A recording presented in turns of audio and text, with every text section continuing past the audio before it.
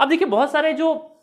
मुझे मिलते रहते हैं जिनको मैं इन्वेस्टमेंट वगैरह कराता रहता हूँ, उनका एक क्वेश्चन होता है कि यार ये हमें परसेंटेज समझ नहीं आते हैं इंटरेस्ट रेट वगैरह, हम तो हमेशा 1 रुपये सैकड़े, 2 रुपये सैकड़े, 3 रुपये सैकड़े की बात करते हैं, 1%, 2%, 3 रुपये, उनके दिमाग में 1% का मतलब 1 रुपये सैकड़ा, 2 रुपये सैकड़ा, 3 रुपये सैकड़े की बात हो रही है। तो वो जो आप समझ रहे हो 1 रुपये सैकड़ा, 2 रुपये सैकड़ा, 3 रुपये सैकड़ा की बात जो आप जनरल बोलचाल की भाषा में यूज करते हो, 12% मतलब कि 1 रुपये सैकड़ा का ब्याज है, 2% सैकड़े का मतलब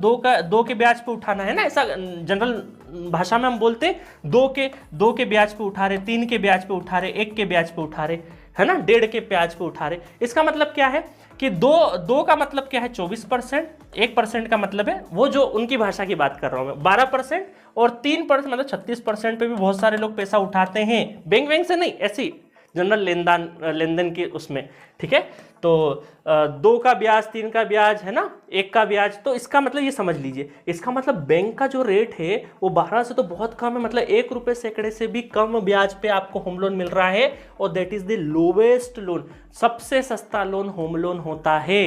आपको एक बार अपॉर्चुनिटी मिलती है, ज़्यादा से ज़्यादा लोन लेने की कोशिश करिए, लोन खराब नहीं होते हैं अनटिल अनलेस उस पैसे का सदुपयोग नहीं किया जाए तो, है ना। तो लोन का फायदा उठाइए, एक सीडी की जैसा है, ये हेल्प की जैसा है, इसका कम इंटरेस्ट पे जो पैसा है वो लीजिए, और जो आपके पास एक्स्ट्रा सेविंग है उसको कहीं और इन्वेस्ट करिए, म्यूचुअल फंड हो जाए, कोई लैंड हो, कभी कोई प्लॉट हो, वहां ले लिया है, ठीक है। लोन कभी भी होम लोन आपको चलाते रहना है,